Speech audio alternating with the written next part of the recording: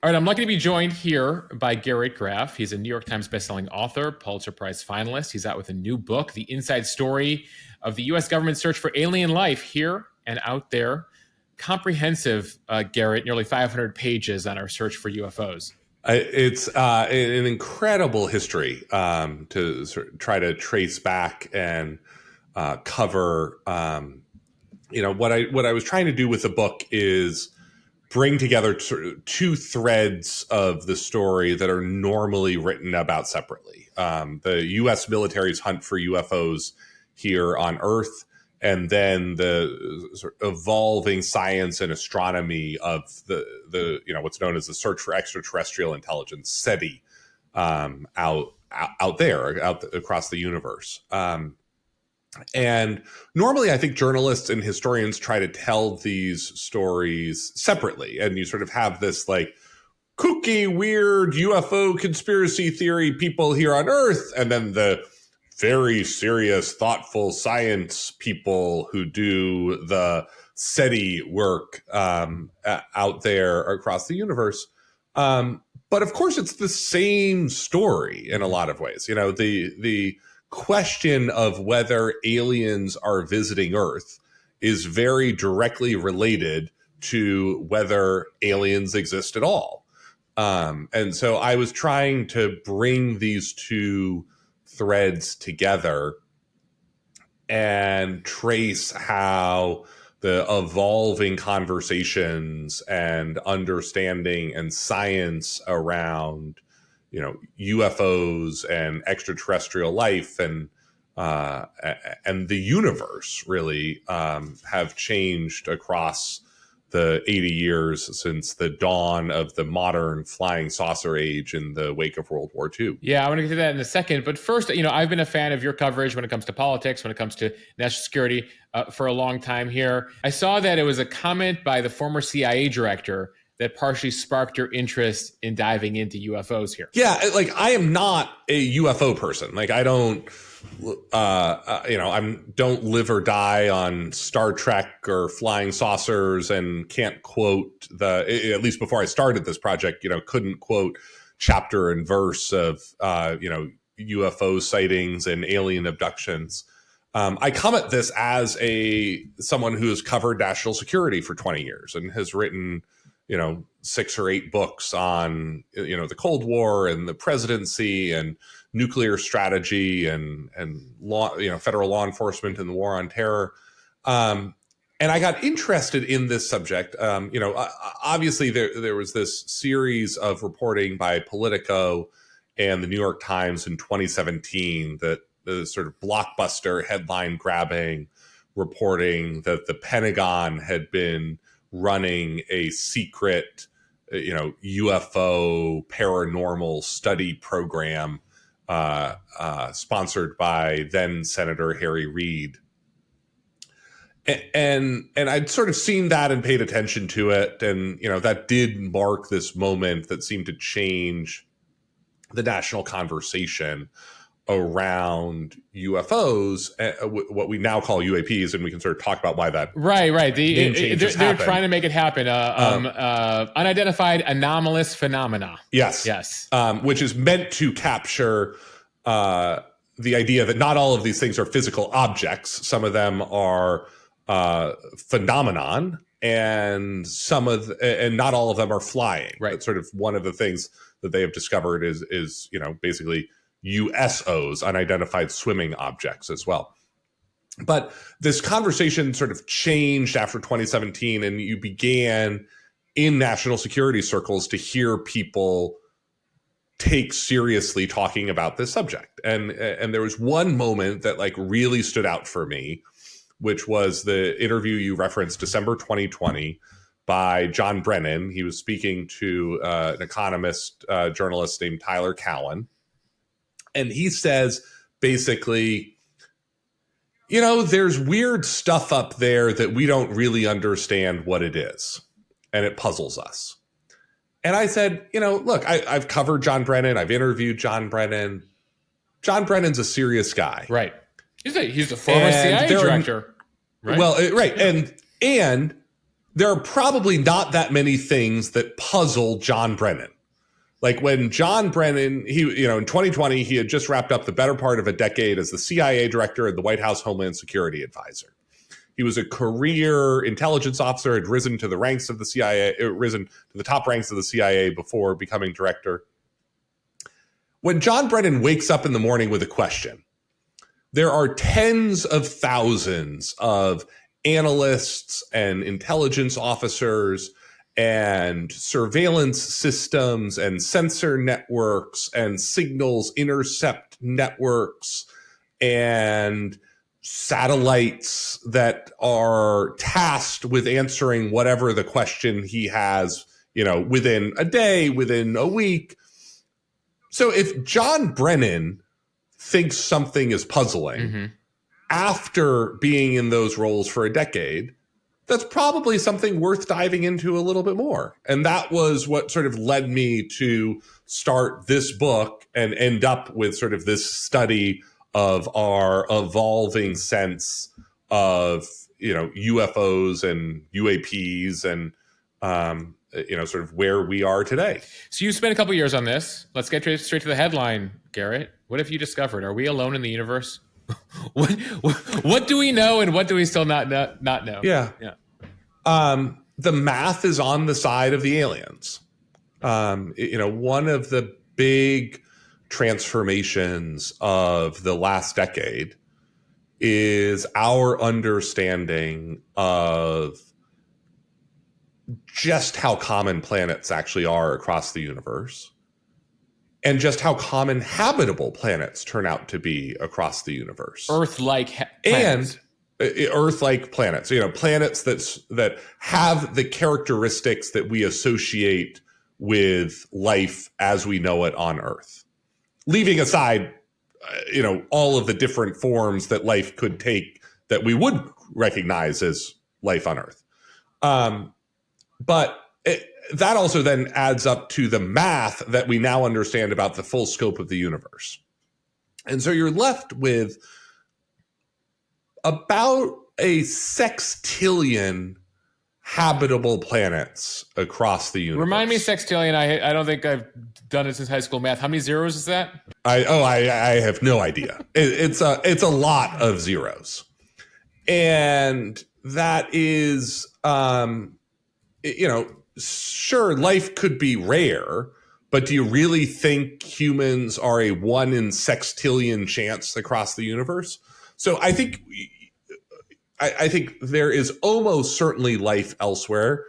There's probably intelligent life elsewhere. And it's probably actually quite common. There's probably actually a lot of life and a lot of intelligent life across the universe. Whether any of it is ever close enough for us to notice or interact with is an entirely separate question. Right. And there, the math is actually quite hard in the other direction. That sort of the chances that life is anywhere close to us is actually quite remote.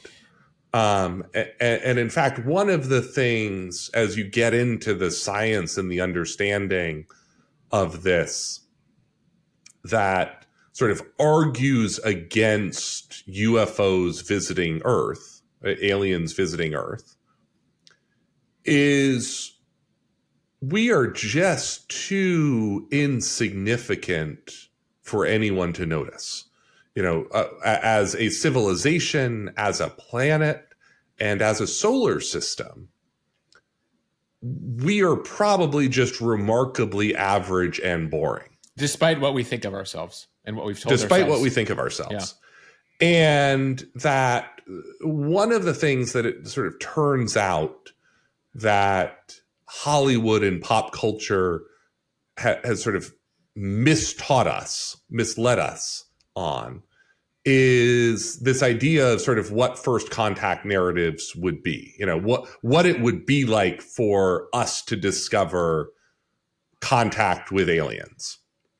And we have this sort of idea, it sort of comes in two forms, most generally, the like radio message from a star, either ominous or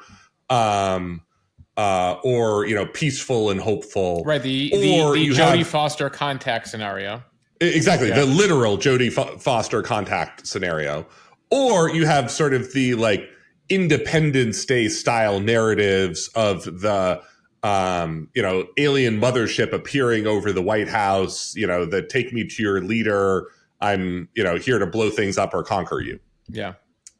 And what's most likely is what we will discover as our first sign of intelligent life elsewhere in the universe is what Harvard astronomy chair Avi Loeb basically calls the equivalent of an empty plastic bag blowing through our solar system. A piece of like literal space trash from some advanced civilization elsewhere that like passes through our solar system. Because what's actually sort of mind-bending and mind-blowing as you get into this is, not just the distances that something would actually have to cover, right? And particularly cover if they wanted to actually notice us, but that we're actually a really young solar system. We're about 4 billion years old in a universe that's about 14. So you could have a billion-year advanced civilization, something that is so much more advanced technologically and culturally and worldly, literally, than anything that we can imagine, that, it would be a civilization that like to us would be indistinguishable from God. Right. Because I mean, just to put it in perspective, human history is in the thousands, tens of thousands of years when you're talking about billions of years. And we could have missed that civilization by a billion years. That civilization could have come and gone before our solar system even began to gather as dust. And so there could be across the universe, these artifacts of, empty plastic bags from the most advanced civilization in the universe a billion years ago that are still sort of out there flying around that, we might someday spot. Right. Like, to put it in human terms, the equivalent of like some pyramid, like some piece of like something from an ancient civilization that is no longer around. And we find a piece of it and we think it's new. And it's actually, that turns out to be just beyond. First of all, it's mind blowing, right? Because even in our galaxy, the Milky Way, we're one of thousands of solar systems. And we've just hit the edge of ours with the Voyager craft that sent out several decades ago. It's about to run out. And then of galaxies, of which we're in the Milky Way, there are anywhere from 20 billion to a trillion galaxies. So just the numbers confound. But I want to get back here to your book on Earth, because but I think that was important perspective and an important thing to distinguish, which is like I think to summarize, right? The numbers are on the side of the aliens, but on the opposite, the chances of us interacting with them in any way, shape, or form, or them coming into contact with us are very minimal. For many of us, Roswell has this huge significance. And, you address that a number of times in the book. Take us back to 1947.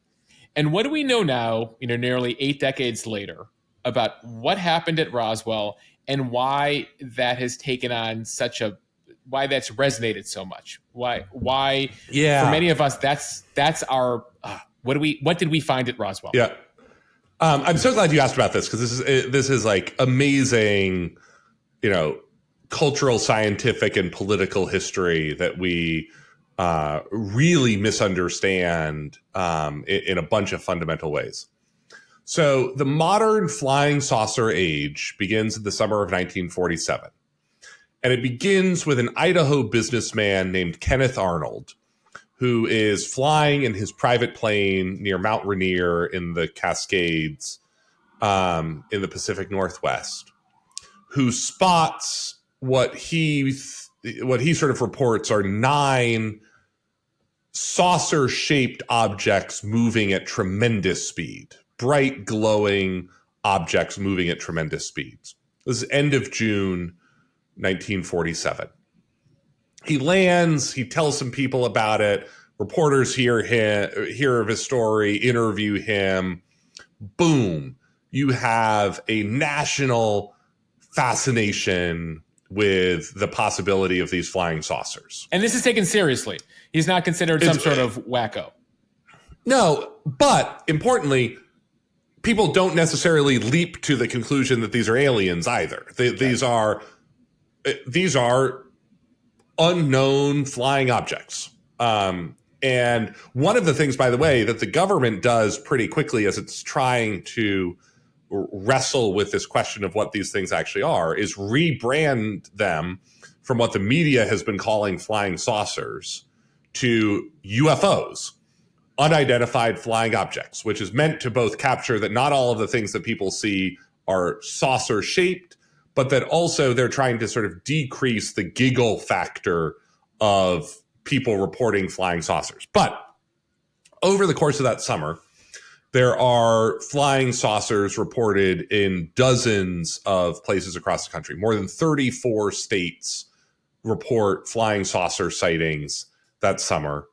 A couple of weeks into this story, a rancher who lives outside Roswell, New Mexico, appears in Roswell and says, "There's some weird wreckage on my ranch that I found." The local sheriff says, "Oh, it's probably military. Go talk to the guys at the Roswell Army Air Force Base." This is a huge moment of transition, by the way, in national security in the United States. Wait, we're just coming off of World War II, the Cold right? War. Yeah. You're just coming out of World War II. The country is sort of preparing for the Cold War. That summer sees the passage of what's known as the National Security Act of 1947 that creates the CIA as a standalone peacetime intelligence agency, creates the Joint Chiefs of Staff, creates the National Security Council at the White House, and creates the Air Force as a standalone branch of the military. And the first crisis that the Air Force as an independent branch faces is this UFO wave of sightings, these flying saucers in the summer of 47. So it's a big deal. The FBI is involved. There are all sorts of people trying to figure out what these things are.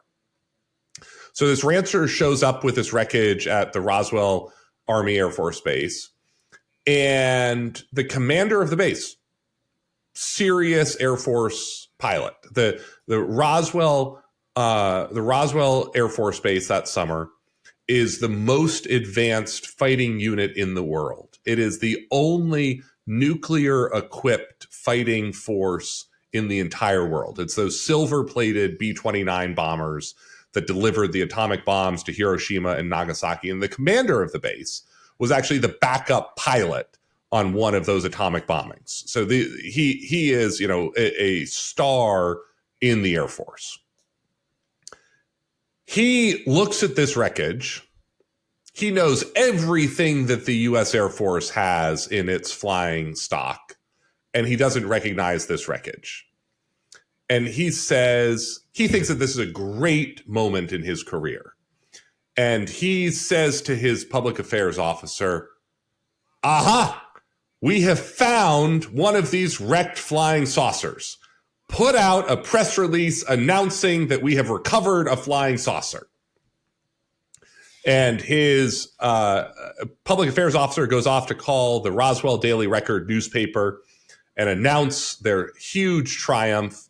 And they put the wreckage on a plane to go to Fort Worth to the 8th Air Force headquarters for further examination. So they determine, he says at this point, this is an out of this world object. Again, not necessarily, because the people don't at this point link Got it. flying So it saucers could still be an enemy. with being out It could of be this. an enemy Yeah. human craft. Okay. And in fact, the big fear that summer is not that these are aliens. Soviets. It's that these are secret Russian, Soviet spacecraft, aircraft being built by kidnapped Nazi rocket scientists. Okay. Because what is the United States doing in this moment? We are just entering the rocket age and the missile age using the talents of Nazi rocket scientists that we have brought over from Europe and deployed to people like Los Alamos and the White Sand Proving Grounds in New Mexico to build us rockets faster and better than the Soviets can build them. This wreckage lands at the 8th Air Force Base headquarters, where someone immediately says, this isn't a flying saucer, this is a weather balloon. And in the space of about 3, 4, 5 hours, you have sort of the whole Roswell story rise and fall. And the Air Force comes out and says, sorry, we misidentified this, not a flying saucer. Roswell was it's a weather debunked balloon. within 5 hours. Roswell was debunked within 5 hours and entirely forgotten for 30 years. Roswell is mentioned precisely twice in all of the UFO literature from 1947 through the 1970s. Once mentioned as part of a sort of why you shouldn't believe in flying saucers because they turn out to be a hoax. Then what you have happen is the sort of collapse of public trust and truth in government and institutions in the wake of the Pentagon Papers in Vietnam and Watergate. And in the 1970s and early 80s, there's sort of this rise of these dark UFO conspiracies and the idea of a government cover-up about, you know, spacecraft and aliens. And, you know, by the way, like by this time, like aliens have captured the American public consciousness. They're huge in public, in pop culture. You have, you know, the, you know, Close Encounters of the Third Kind. You know, you've got all of this sort of alien industrial. Spielberg's getting involved here at this point. Yeah. You know, this sort of alien industrial complex has ginned up by the end of the 70s. And they latch on to this sort of idea that Roswell was a cover-up and that the government actually did recover a flying saucer then and actually did recover alien bodies. And that this story sort of morphs and, you know, grows darker and more extensive. You know, pretty soon it's not just one crash site. It's 3, 4, 5 crash sites. It's not just spacecraft. It's alien bodies. You know, it's not just alien bodies, it's living aliens. It's not just living aliens. It's that the government has actually like entered peace treaties with the aliens. And like, you know, like the stories get sort of darker and larger as the 80s and 90s unfold. And the Air Force and the Clinton administration in the 90s sort of get really annoyed by this. As sort of the 50th anniversary is rolling around of the Roswell crash. And they come out with these 2 big reports that sort of attempt to debunk the idea of the Roswell crash being anything interesting or meaningful. And what they say is, yes, there was a cover-up. We were covering up 2 secret Cold War programs. It was a weather balloon. It was a super special secret kind of balloon meant to detect Soviet atomic blasts that we were testing. A massive balloon, a balloon 100 feet, sort of a train of balloons and sensors 100 feet taller than the Washington Monument. So yes, it did look like no balloon anyone would have recognized in that moment. But it was a balloon. It was something called Project Mogul. And then the whole thing about the bodies turns out to be, the Air Force argues, They were doing in this area around Roswell and the White Sands Proving Grounds in the 40s and 50s, these basically ejection seat practice tests where they were dropping parachute dummies sort of across the desert to try to test ejection seats. So yes, people did see, military convoys going out into the desert and gathering up what looked like bodies and trucking them away, but they were parachute dummies. And you have this, you have this sort of official line now of what the Roswell story is, but it has taken hold in the sort of American consciousness and public conspiracy theory land by that point. And now, Roswell is sort of shorthand for UFOs and aliens in a way that they're, unparalleled among UFO encounters. But the piece of evidence that most people miss, which I sort of tell this story in the book, is we actually have one incredibly good piece of evidence that nothing interesting happened in Roswell. And it is the most famous conversation to have ever taken place about aliens. In the summer of 1950, at Los Alamos National Lab, Edward Teller and Enrico Fermi, these are two of the sort of Manhattan Project physicists. If you watched Oppenheimer this summer, you know exactly who I'm talking about. Two of the biggest, most important minds of that era are walking to lunch in the summer of 1950 at Los Alamos, talking about a New Yorker cartoon about flying saucers. And Fermi says, "Where is everybody?" And it becomes known in SETI circles as the Fermi paradox. Sort of this question of, as I said at the start of this conversation, the math is on the side of the aliens. But if life actually is as common as we think it is, if life and intelligent life is as straightforward and common evolutionarily around the universe, why don't we see more of it? Why haven't we seen any signs of it yet? And to me, this conversation has huge implications for Roswell that everyone overlooks because they misunderstand the Roswell story, which is there's sort of this idea that the Roswell craft, once it's recovered, the craft, the bodies, etc., was going to be trucked to Wright-Patterson Air Force Base, which was the head of Air Force intelligence and sort of its technical operations in the 1940s. And indeed is the base that hosts the UFO study programs from 1947 until the 1960s. A crashed UFO in Roswell, New Mexico in June of 1947 wouldn't have gone to Ohio. It would have gone to Los Alamos National Lab, a 3-hour drive up the road, a base and a facility specifically built by the United States to house the most secret and sensitive projects we were working on, and already populated by the smartest physicists and engineers that exist in the United States. And in 1947, if there are 10 people in the entire United States who know that a spacecraft has crashed in Roswell, New Mexico, Enrico Fermi and Edward Teller would have been two of them. Like, they would have been the first people that you call when you're like, I've got this weird spacecraft that has crashed in the desert. I don't understand how it works. It's some sort of alien thing.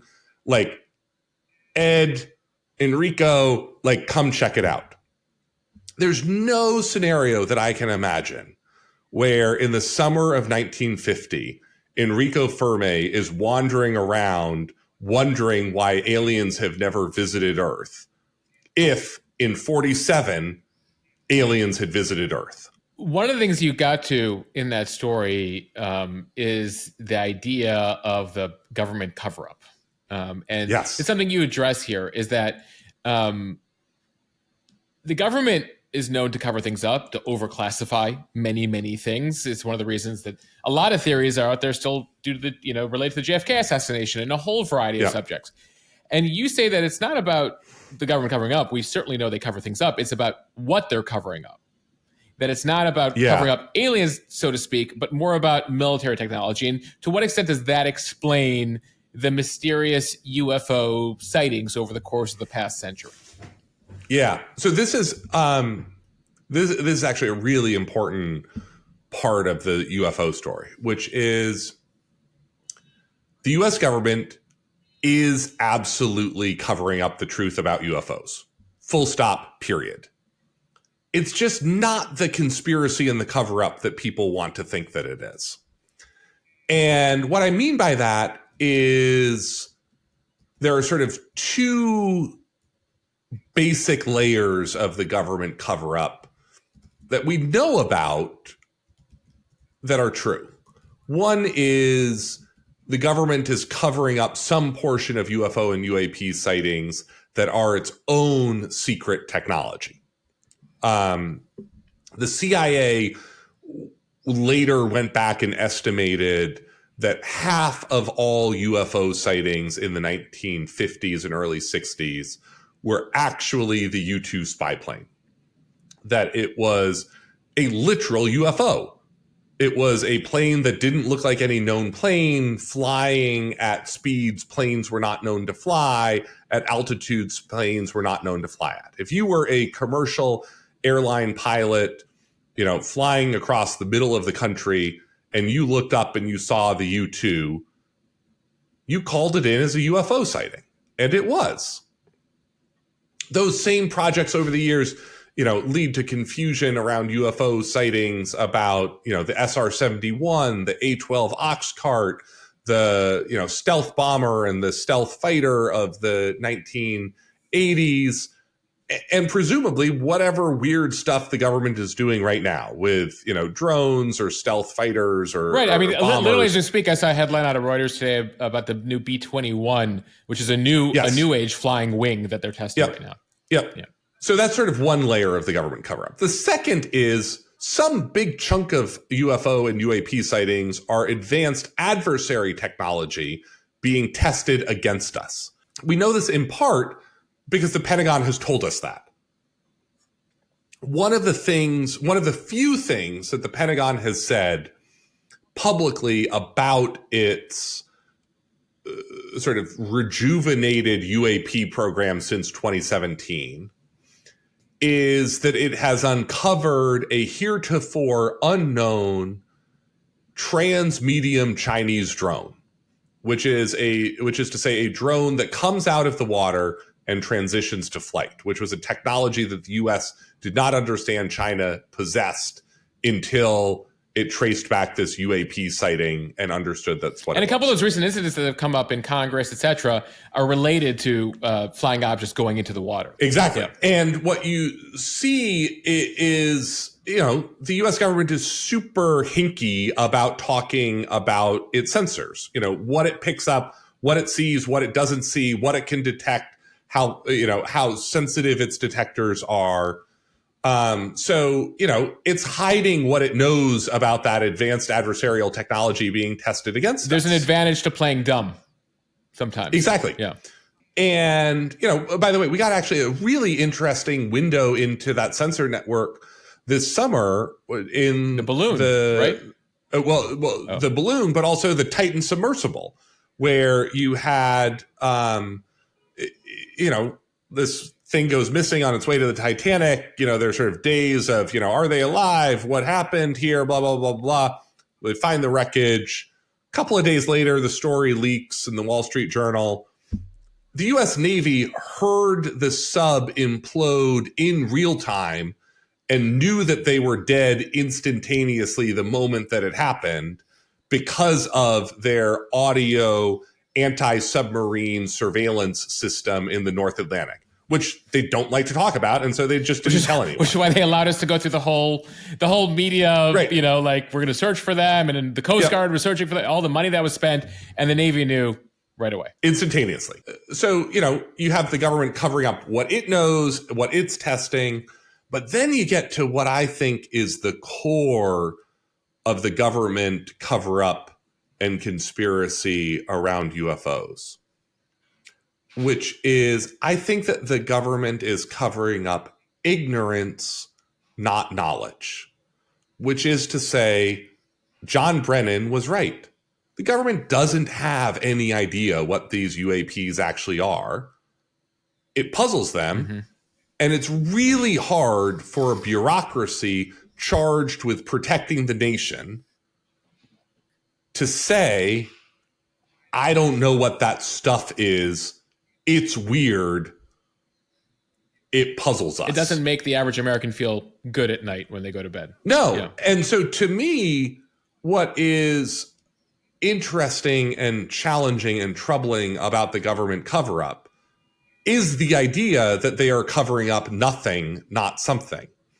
Because to me, as a citizen and as a taxpayer, I want the government to be more interested in the answer of what UAPs actually are. We know that there is something out there. We have reliable testimony. We have images. We have data that shows that there are things that we do not understand. They cannot be explained by our own secret military technology. It cannot be explained by adversary technology. That it's and that you have experienced people like Navy aviators flying off of carriers coming back to the carrier and saying, I encountered something that I don't know what it was, that defies physics as I understand it, and the US doesn't have anything that could counter it. Like, to me, that should be like a big honking problem for the US government that the US should be trying to solve. Now, by the way, that's not me saying I think that the most likely answer there is aliens.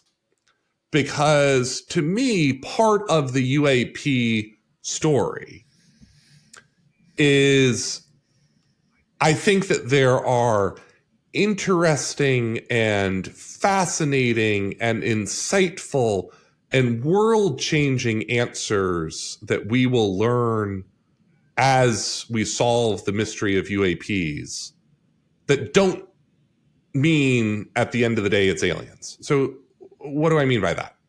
So if it defies physics, then how can it something that humans created, right? It doesn't defy physics. Okay. It defies physics as we understand it, which I'll come back to in a second. So we know sort of UAPs to me are probably four categories of things. We've talked about two of them: adversary technology being tested against us, and basically sky clutter. There's a bunch of weird stuff up there that we don't pay attention to on a daily basis. This is what you had with the Chinese spy balloon. It turns out if you sort of set the NORAD radars slightly differently, they pick up a bunch of stuff that we don't know about. Right, which is why we were shooting down a bunch of stuff for a month in February. Yeah. Then we send up the world's most advanced fighter planes to shoot down with a $250,000 missile. And you know what one of those things turned out to be? It was a hobbyist balloon from a Northern Illinois weather forecasting club that they had just sort of put up into the sky, and no one had really noticed until the Air Force was like, oh, we should start looking for balloons. And then they're like, oh, we found a balloon. Let's shoot it down. So like there's just a bunch of weird stuff up there. Then you get into two categories that are not objects, but phenomenon. Some chunk of UAPs are atmospheric, meteorological, and astronomical phenomenon that we don't yet understand. There's a lot of like weird stuff in the world that we just don't understand yet. And I think we should be humble about the knowledge of what we actually understand. Like, I think people forget just how much of our scientific understanding of the world actually is. And so beyond that category that I think is sort of atmospheric, meteorological, and astronomical phenomenon, then you come to what I think is going to be the truly weird category of the UAP mystery, which is the physics that we don't understand, which is, again, Avi Loeb, who's sort of one of the big SETI explorers right now, chair of the Harvard Astronomy Department. He points to, in January of this year, the oldest woman in the world died. She was 118 years old, this French nun. And in her lifetime, we had learned everything that humans know about relativity and quantum physics. In her lifetime, everything that we know about relativity and quantum physics. Think of what we're going to learn about physics in the next human lifetime. Think of what we're going to learn about physics in 500 years or 1,000 years or 10,000 years. Right. It gets to the whole idea. I love the fact that like George Washington didn't know that dinosaurs existed. Right. Exactly. Yeah. Like George Washington lived his whole life not knowing that dinosaurs existed. Until the 1850s, gorillas were thought to be a mythical creature like Yetis. And, we sort of like to think that we understand our world, and we really don't. Just this summer, for the first time, we observed gravitational waves moving across the universe that bend space-time as they move through the universe. Mm-hmm. We'd sort of thought that they existed, but we hadn't seen them before this summer. And to me, like, this is where you're going to get some really weird stuff that's going to like blow our minds. This is where you get parallel dimensions and wormholes and time travel and things that like are weirder than anything that we could possibly imagine right now. And yet still might not be aliens visiting Earth.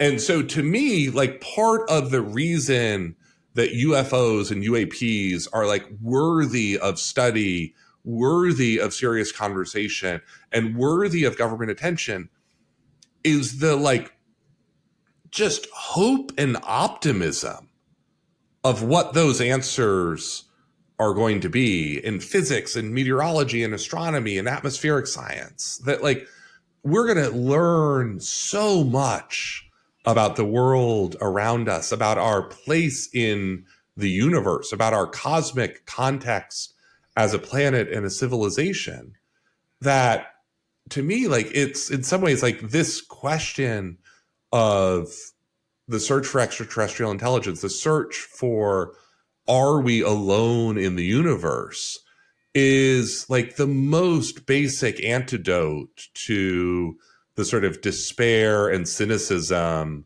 that we see in sort of our daily lives and polarized politics. Like, this to me is like the place for hope and wonder. One thing you get into in the book, and coming from the Western world and the Judeo-Christian background, is this idea in the West that we are alone, that we are special, that until Copernicus discovered otherwise, that the world revolved around Earth, until he's like, no, we revolve around the sun. But in Eastern philosophies and Eastern religions, there is a larger, we are part of a larger complex system.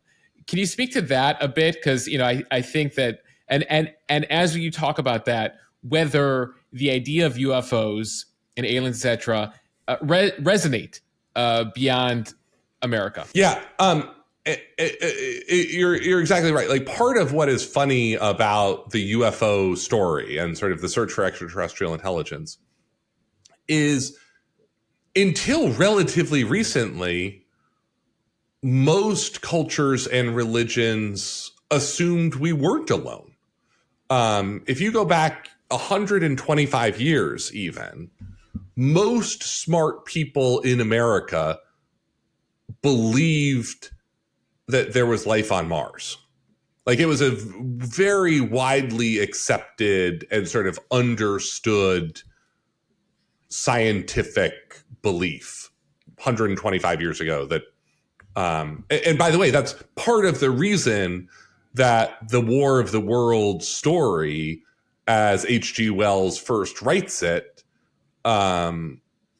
connects with people, because they sort of, the idea of an invasion from Mars was like super plausible. You're speaking of the Orson Welles broadcast, was 1938, the radio broadcast? Yes, based on the H.G. Wells story that captivated America and literally had a number of Americans freaking out that an invasion was actually happening from Mars. Yeah.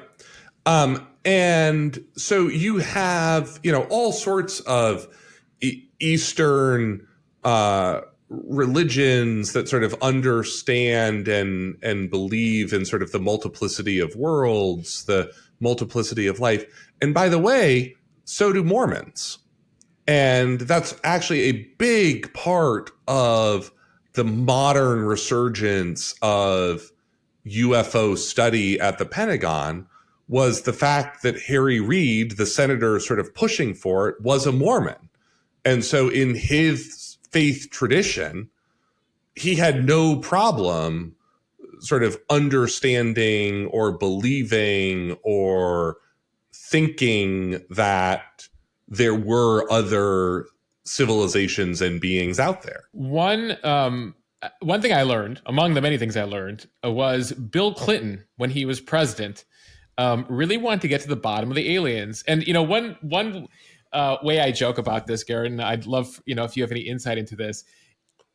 After 4 years of Trump as president, people are like, well, what's the deal with the UFOs? I was like, I feel like if we had ever gotten anything, Trump would have discovered it and told the world, tweeted the world about it. But I was interested to learn about Bill Clinton's fascination with the situation. Yeah. There's actually, speaking as someone who primarily identifies as a presidential historian, there's a surprising amount of presidential history wrapped up in UFOs. Jimmy Carter actually, as governor of Georgia, saw what he thought was a UFO, and actually went to the trouble of filling out the sort of UFO sightings, sighting paperwork to report it. Ronald Reagan saw a UFO that he talked about, and it actually sort of, in a weird way, ends up being semi-central to the way that he approaches the end of the Cold War. Right, he discussed it with Gorbachev, right? He discusses it with Gorbachev and sort of makes this point repeatedly of, well, if aliens invade Earth tomorrow, wouldn't the Soviet Union and the U.S. sort of cooperate to, defend Earth and protect ourselves and protect the planet? Well, of course we would. Well, why don't we do that right now? Why don't we sort of take that view of sort of bonding together in, to protect humanity before the aliens invade? And it was something that was so prevalent that Colin Powell, who was on Reagan's staff at the time, would like explode in meetings. There he goes, talking about the little green men again. And it was like a big part of the Reagan White House was like Ronald Reagan, like going around talking about, if aliens invade tomorrow, what would we do? You had First Lady Nancy Reagan seeing a medium. You had Ronald Reagan talking about aliens. So, they had a more holistic view of things. Yeah. And then Bill Clinton comes to office, and he's actually lobbied by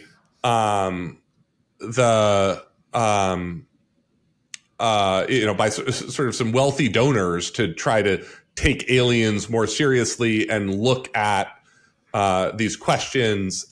It's a big part of actually why the Roswell debunking happens in the 1990s, because the Clinton administration actually sort of wanted to get to the bottom of what happened in Roswell and talk about it more openly. And then there's this amazing moment, completely forgotten today. I was alive during this time. Like, I was in high school, and I have no memory of this incident until I'm sort of like researching it for this book, where Bill Clinton comes out and announces that NASA has believed that it's found life on Mars. And it's sort of totally forgotten because it ended up getting debunked, and it turned out that sort of the thing that NASA sort of thought that it had found, which was like this tiny little worm on a rock in from Mars, was not a worm at all. But like, there's sort of this moment in the 1990s in the midst of this where like America's like, oh, we found life on Mars. That's amazing. And then like turned out not to be true, and the whole world moves on and forgets about it. Take us to the last 5 years where it feels like this is a serious thing now. And, you've seen, multiple agencies say, we're creating ways for pilots to actually document this. We need to eliminate the stigma associated with spotting things. We've had the congressional hearings recently. The aforementioned President Trump. I'm curious as to his 4 years and how that impacted this. How did we move from, oh, this is the wild and wacky and kooky to, okay, this is a serious thing now. Let's take this seriously, be very public about it. Is it from some sort of concern internally, or how did we get here? I think it was this 2017 New York Times story and the follow-up reporting by Politico that changed the national conversation and allowed people to talk more seriously about this and ask people like John Brennan questions about it in a serious interview, and also give the cover to have more serious public conversations about this. Because like the truth is, everyone wants to talk about this. Like everyone wants to know what the answers are. It's just the giggle factor has been really hard to overcome. And at the same time, I think it's happening against this backdrop of advancing astronomy and science that tells us we're probably not as unique as we think we are. And that I think sort of helps drive the conversation here on Earth as well, because you're moving into a place where the scientific probability or possibility of life elsewhere, is like literally growing by the day. And it sort of really feels like it is a matter of when, not if, we discover signs of intelligent life elsewhere in the universe. Now, as I said, like that's most likely not going to be an alien landing on the White House lawn and saying, "Take me to your leader." That's probably going to be some interstellar craft or piece of trash passing through our solar system that we are able to basically detect by accident. Maybe something that we are able to uncover having crashed on Earth. One of the things Avi Loeb, this Harvard professor who's working on this Galileo project, he used government data to identify basically interstellar meteors that have impacted Earth. And he led an expedition to the coast of Papua New Guinea this summer, where they were able to discover, tiny globules of a unknown substance, sort of non-terrestrial substance from these meteors. Again, that's not necessarily him saying it's an alien spacecraft. It's that, it's something that crashed into Earth that is, not something that we recognize as a material. Could be sort of the equivalent of like our Voyager probe, at the end of its life hitting some other planet somewhere out there. And I think, to me, like, this is a really great moment to see these conversations begin to be taken seriously, to see, the congressional hearings that you saw this summer where you had Navy aviators stand up and say, I encountered something, I don't know what it is, and it's not something that the U.S. possesses. And have them face some serious questions from members of Congress. Right, and then you had the former intelligence person who said, I'd spoken to people who I haven't seen the stuff myself, but somebody told me that we have some stuff. Yes, and I think that there are a variety of reasons to be dubious of that guy. His specific testimony. But, there's real stuff here that we know about, and that there's, video and documentary evidence to back it up. And, when you ask about Donald Trump, I at a sort of joking and non-joking level sort of absolutely agree with the if Donald Trump knew that there were aliens, we would all know that there were aliens. It would have been, he would have taken the document to Mar-a-Lago with him. Right. But, even some of the comments by officials in his administration are interesting and illuminative in ways I don't think they necessarily they meant to be. John Ratcliffe, who was his director of national intelligence, when he's been asked about UAPs, he said something along the lines of, we have sensor and satellite imagery of these UAPs, that's interesting. We've never seen satellite imagery of UAPs. So the U.S. government has some stuff out there, again, not necessarily cover up of alien spacecraft, but there's maybe some interesting stuff that we haven't seen yet from the U.S. government. It reminds me of the whole JFK assassination. We're coming up on the 60th anniversary of that. And the fact that there's still some classified documents, right, that even Trump chose to, reclassify and Biden chose to reclassify. And, for me, it's not that it's more about covering up embarrassing faux pas or the fact that they were tracking Lee Harvey Oswald, not that there was, he didn't do it or that, it was some sort of other group that did it. It was more of, we're covering up because of CYA. Yes. And by the way, there's a record of that having happened in the UFO Chronicles, which is the government is not particularly good at understanding what the government is doing. And, it's a big bureaucracy. There's a lot of secret projects, a lot of secret compartments across the government. At the dawn of the flying saucer age, in those sort of early years of the Cold War, there's a Kentucky Air National Guard pilot, Captain Thomas Mantle, who is dispatched in his P-51 fighter to chase a UFO over the skies of Louisville.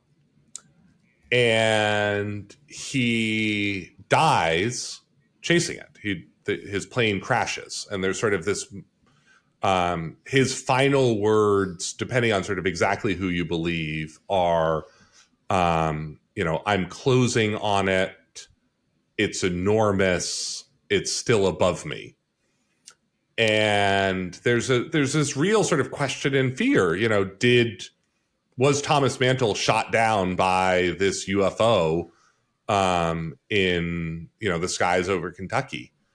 And it takes the Project Blue Book, which is the Air Force's UFO study unit. It takes them years to figure out what actually happened, which is that Thomas Mantle was dispatched to chase a Navy research balloon launched by General Mills, the cereal manufacturer, that turns out to have been running a sort of secret Navy research project to try to design better plastic weather balloons. And that, again, like Thomas Mantle encounters this secret project in the sky. He has no idea what it is. It is actually, 300 feet across. It looks like nothing he has ever seen before. And he thinks it's a UFO. And it takes the government, and basically afterward, the bureaucracy sort of doesn't really want to come out and say, oh, yeah, actually, that was our balloon. that your pilot died chasing. Sorry about that. Like, let us know where to send flowers. The Navy just sort of says, "Whoop, doo, doo, doo, doo, doo," like we're never going to mention that this was our project. Garrett, the book is fascinating. We could do a second hour here. I appreciate the insight is incredible. Very well researched. Wishing you luck with this. Thank you so much. It was a great conversation and super fun to talk about this.